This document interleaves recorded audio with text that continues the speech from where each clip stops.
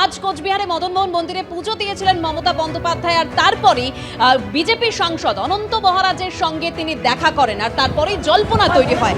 তাহলে কোচবিহারে কি নতুন সমীকরণ? ভোটের আগে বিদ্রোহী হয়েছিলেন অনন্ত মহারাজ, তিনি বলেছিলেন যে রাজ্য বিজেপির কেউ তার সঙ্গে যোগাযোগ রাখেন না, আর সেই অনন্ত মহারাজ মমতা বন্দ্যোপাধ্যায়ের সঙ্গে দেখা করার পর দাবি করছেন নিছকই সৌজন্য সাক্ষাৎ।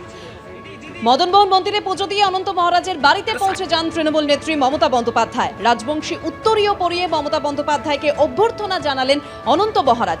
মমতাকে উত্তরীয় পরিয়ে অভ্যর্থনা বিজেপির এসসি মোর্চার জেলা সভাপতি। বিভীষণ বলে আক্রমণ কোচবিহার দক্ষিণের বিজেপি বিধায়ক নিখিল রঞ্জন দের। উত্তরবঙ্গের জন্য অনেক করেছেন মুখ্যমন্ত্রী, কথা হতেই পারে বলছেন কুণাল ঘোষ।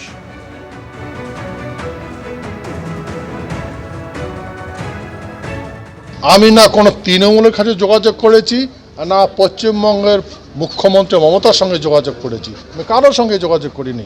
ইনি সৌজন্যমূলক আমার সাথে দেখা করতে আসছেন। কবে এই বার্তাটা দেওয়া হয়েছিল? এই আজকে সকালে এসপি সাহেব আজকে সকালে দিয়েছে, আমি তো জানতাম না। বিজেপির থেকে যদি জিজ্ঞাসা করা হয় মানে কেন জিজ্ঞাসা করবে? আপনি তো বিজেপি দল করেন, বিজেপি সাংসদ, আপনি আমি দল করি না ভাই, আমি the greater Cooch Behar people association করি। তাহলে আমি বিজেপি গ্রেটার কুচবিহার পিপলস অ্যাসোসিয়েশনের পক্ষ থেকে সংগঠন করি। আমি বিজেপির এখন বিজেপি সংসদ হয়েছি, প্রতীক চিহ্নে সংসদ হয়েছি। আমি তো আর কি বলবো বলেন?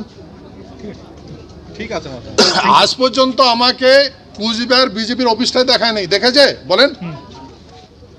আমি যে বিজেপির একজন মেম্বার, আজ পর্যন্ত বলে নেই, বিজেপির কোনো নেতা বলে নেই।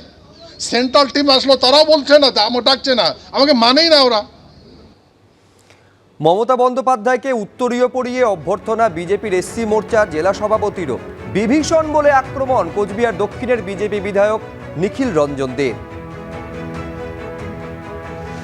তখন ঘরের ভিতরে যদি ঘরশত্রু বিভীষণ থাকে, তাহলে আপনি যতই পরিকল্পনা করুন, সেই পরিকল্পনা যখন প্রতিপক্ষের কাছে, শত্রুপক্ষের কাছে পৌঁছে যায়, তাহলে আপনি সেই যুদ্ধ জয়লাভ করতে পারবেন না।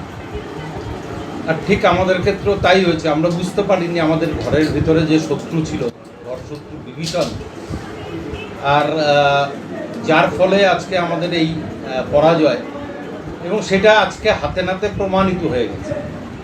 তো আমি অনেক দিন আগেই বলেছিলাম যে এই ঘরশত্রু বিভীষণকে যত দ্রুত এখান থেকে সরানো যায়, কিন্তু সেই সময় ঘরশত্রু বিভীষণকে না সরানোর ফলে আজকে আমাদের এই ফলটা ভুগতে হয়েছে।